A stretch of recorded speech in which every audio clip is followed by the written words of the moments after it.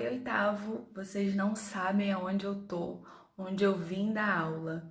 Eu só queria uma coisa, abrir essa porta e dar de cara com quem? Com Carol aqui atrás da porta pra me dar um susto. Vim na sala de vocês, hoje nossa aula vai ser na sala, pra usar bastante o quadro, espero que vocês gostem, tá bom? E, ó, porta do banheiro fechada. Tchau, gente. Bom dia! Hoje nossa aula vai ser aqui na nossa sala, então eu vou exercitar com vocês algumas coisas que nós já vimos, tá? E para fixar bem, alguns me pediram mais exemplos, outros falaram que sentiam falta do quadro, então eu vim aqui para ficar mais fácil para todo mundo, tá? Então vamos recapitular, não deixem de assistir, porque depois não vai ter desculpa, ok? Então vamos lá. Primeiro vamos falar sobre condição de existência de um triângulo. Então, a gente tem aqui um triângulo, eu coloquei os lados A, B e C, e quantos triângulos nós podemos formar? Aqui eu não dei o tamanho dos lados, né? Mas a gente precisa saber o quê? Que a soma de dois lados do triângulo sempre tem que ser maior do que o outro lado. Então, por exemplo, esses dois lados, o lado A mais o lado B, a soma deles tem que sempre ser maior do que a medida do lado C. Isso a gente tem que fazer com todos os lados. Então, o lado A mais o lado C também tem que ser maior do que o lado B. E o lado C mais o lado B também tem que ser maior do que o lado A. Ok? Então, no livro de vocês tem um exercício parecido com esse que eu coloquei aqui. Quantos triângulos podemos formar sabendo que dois dos seus lados medem 4 e 6 centímetros? Aqui é uma pergunta. Então, vamos lá. Eu sei que dois lados são 4 e 6. Eu sei que a soma de dois lados sempre tem que dar um resultado maior do que o outro lado. Então, 4 mais 6 dá 10. Isso significa o quê? Que o outro lado, esse terceiro lado do triângulo, não pode ser 10 e nem um valor maior do que 10, tem que ser menor. Então, quais são os números, inteiros que são menores do que 10? A gente tem 1, 2, 3, 4, 5, 6, 7, 8 e 9. Só que olha só, lembra que a condição de existência tem que fazer todos os lados? Então não basta só a gente somar esses dois e ver aqui, então a gente tem como fazer todos esses triângulos? Não. A gente tem que olhar o menor lado aqui também e comparar. Ó, 4 mais 1 dá 5. 5 não é maior do que 6, então não pode ser o outro lado desse triângulo. 4 mais 2 dá 6. 6 é igual a 6, então também não pode.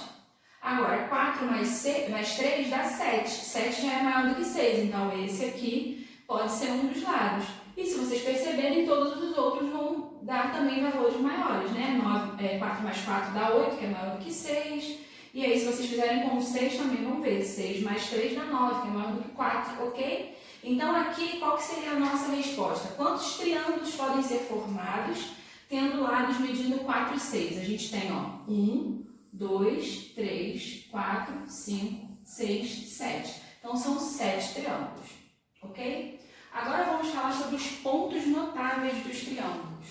Eu falei na aula retrasada, na segunda aula, sobre esses pontos notáveis, tá? Então, chamados mediana, mediatriz, bissetriz, altura e mediatriz. Mas na prática, o que acontece com isso? O que é mais importante que vocês saibam? Eu fiz aqui a relação para vocês saberem, todos os triângulos têm 3 lados, 3 ângulos, 3 vértices, e eles têm também 3 medianas, 3 bissetrizes. Então vamos lá. As 3 medianas de um triângulo, elas formam um ponto comum. Elas se encontram e formam um baricentro. Prestem muita atenção nisso porque vai ter uma atividade que eu vou passar para vocês valendo nota sobre isso. O baricentro, esse ponto, é um ponto de equilíbrio desse triângulo. Então, se a gente desenhar um triângulo e quiser equilibrar ele com um fio, uma linha, um nylon, que seja, se a gente colocar ele numa pontinha, ele vai ficar torto, tá? Eu vou pegar ele aqui, não é um triângulo, tá? Mas, enfim, se eu pendurar ele por aqui, ele vai ficar assim. Então, tem que ser pelo baricentro, porque ele vai ficar bem retinho, tá? A bissetriz, ela é a reta que divide um ângulo ao meio. Então, sempre que eu falar um ângulo foi cortado por uma bissetriz, o que isso significa? O ângulo está lá assim. Se isso aqui é uma bissetriz, significa que esse ângulo é igual a esse. Se esse ângulo inteiro aqui valia, por exemplo, 70, se ele foi cortado por uma bissetriz, então cada pedacinho vai ficar valendo 35, porque 70 dividido por 2. A bissetriz divide um ângulo em dois pedaços iguais, dois ângulos iguais, tá? E ela forma o incentro. O incentro é o ponto, é o centro de uma circunferência que está dentro de um triângulo. Então, todo triângulo, ele tem, qualquer triângulo ali, a gente tem como desenhar uma circunferência.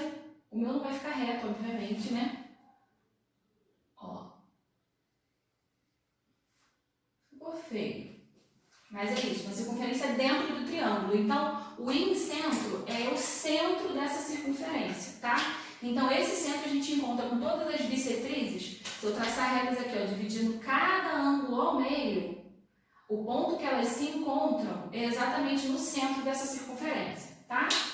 A altura forma o ortocentro, e aí a altura, nem sempre a altura de um triângulo, as alturas vão se encontrar dentro do triângulo, pode acontecer de encontrar fora, tá?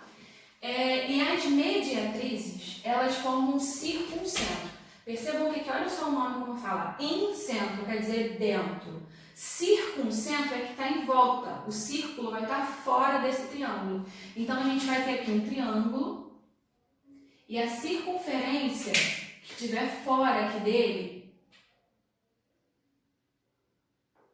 as mediatrizes, elas se encontram aqui no meio, tá? O que é muito importante sobre mediatriz? A mediatriz,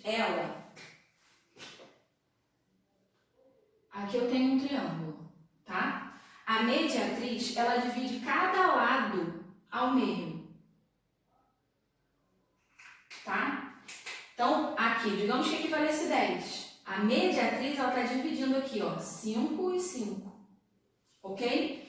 E outra coisa importante sobre a mediatriz, ela não vai lá encontrar o vértice. Ela forma ângulo reto, então nem sempre ela vai dar lá no vértice. Esse aqui, por exemplo, ó.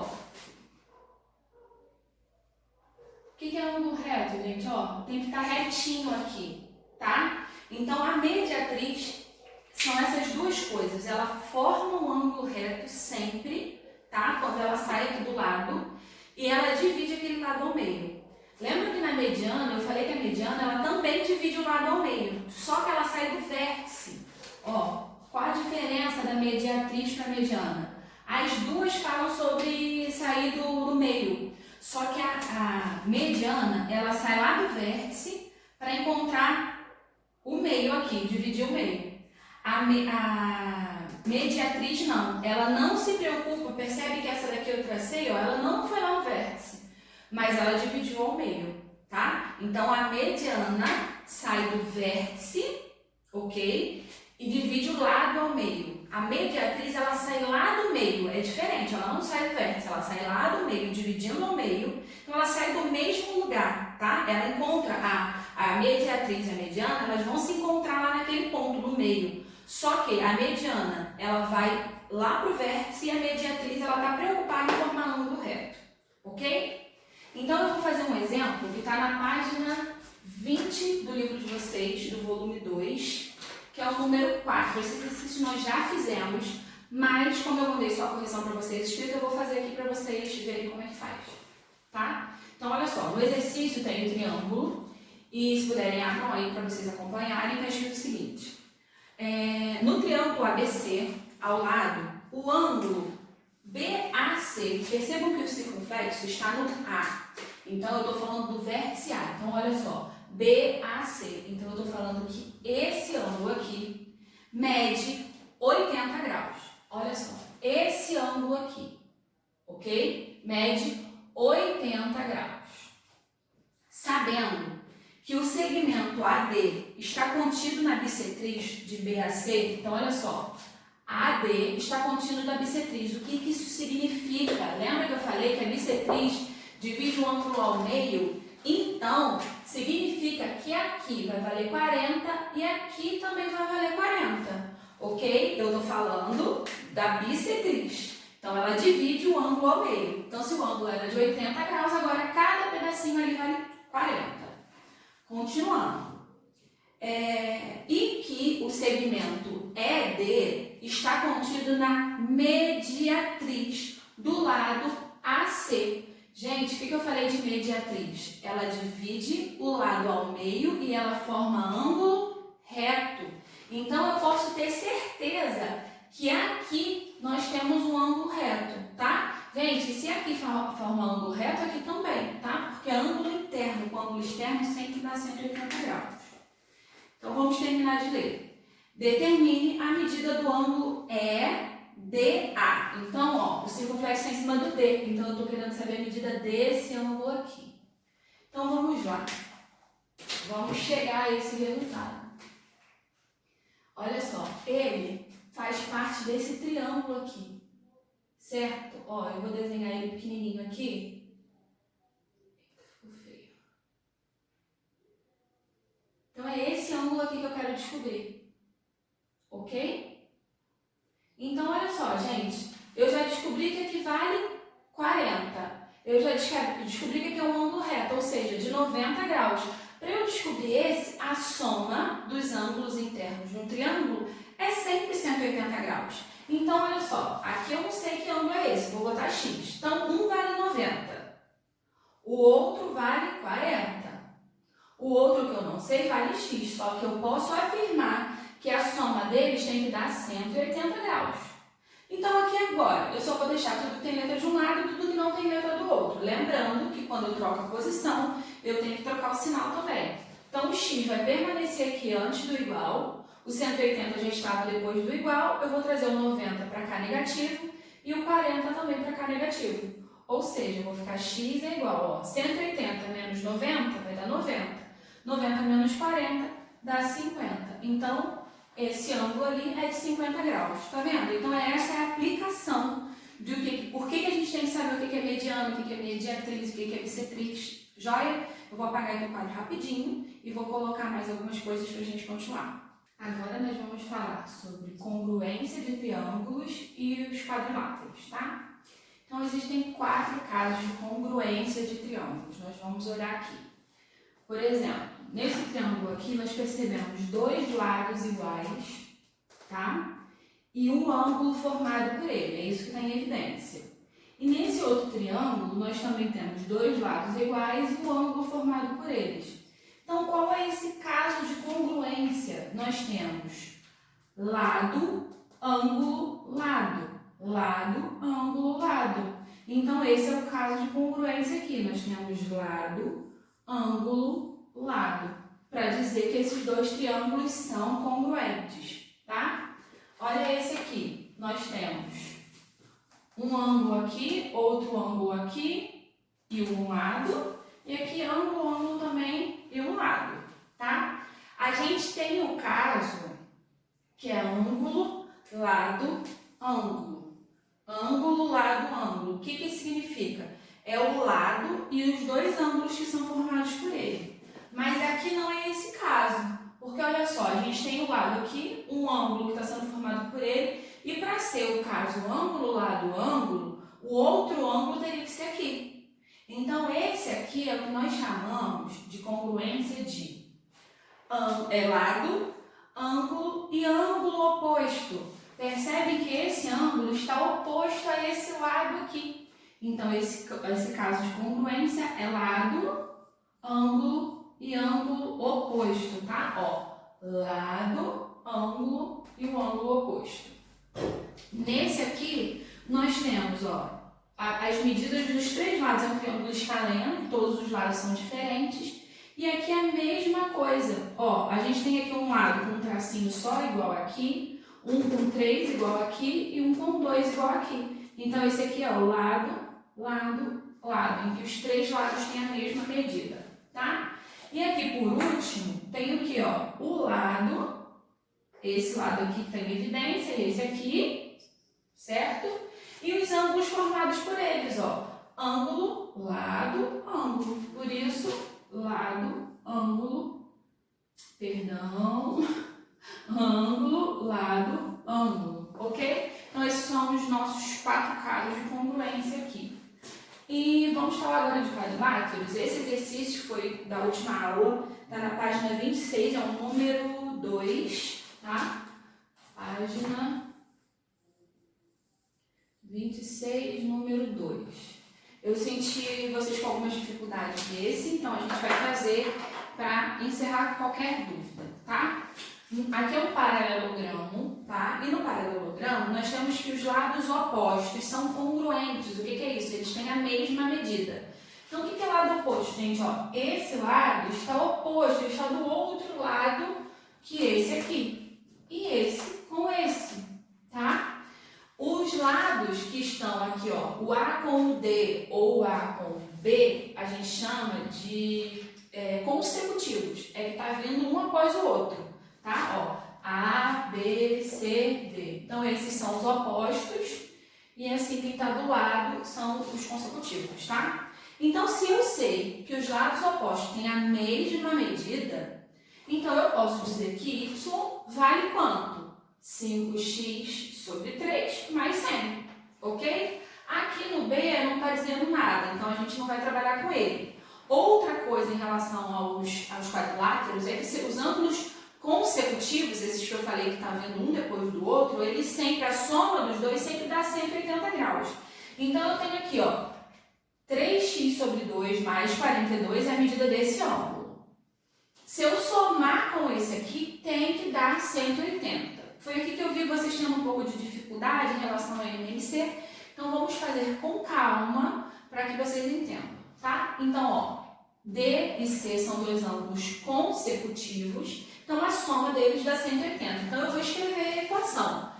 3x sobre 2 mais 42, que é o primeiro ângulo, mais o próximo ângulo, 5x sobre 3 mais 100, tem que dar igual a 180, ok? Agora a gente vai deixar tudo que tem letra de um lado da equação, tudo que não tem letra para o outro, e a gente vai, quando mudar de posição da igualdade, tem que mudar o sinal.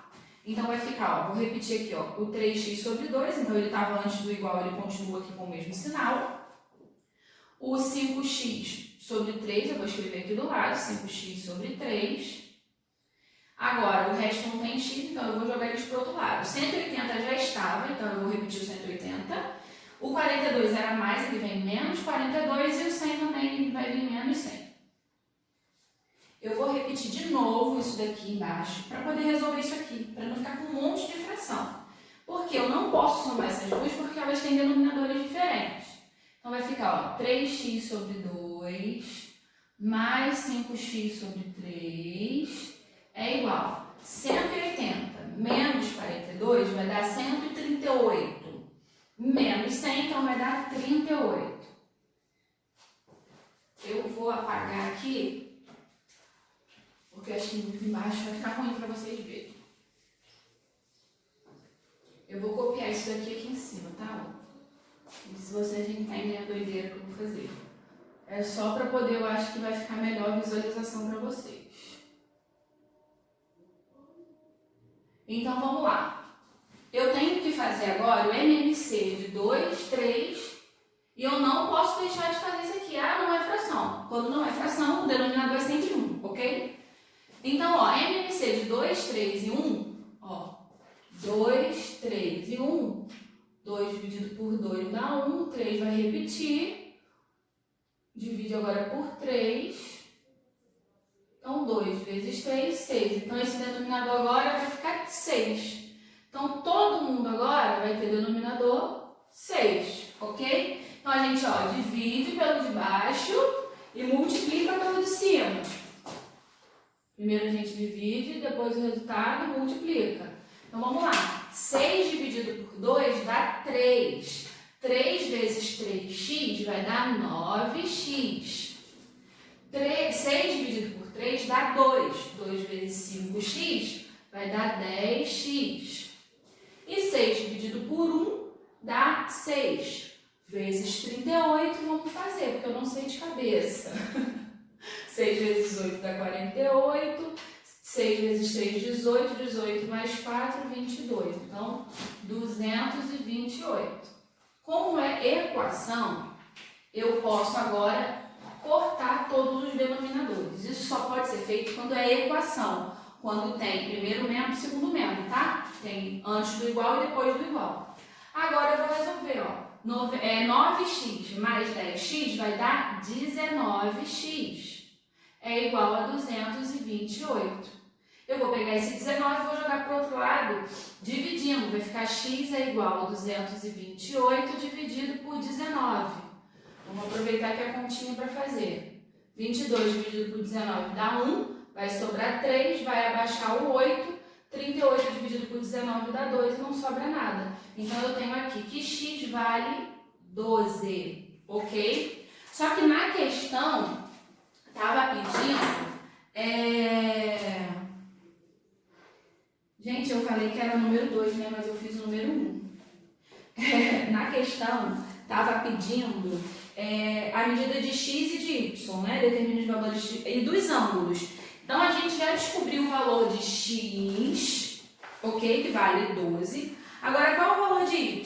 O y, eu apaguei o desenho, mas aí no livro de vocês vão ver que o y é o ângulo oposto. Ele está oposto ao ângulo C, é o ângulo A, tá? Então, ele mede a mesma coisa do que o ângulo C. O ângulo C, vou apagar do lado de cá.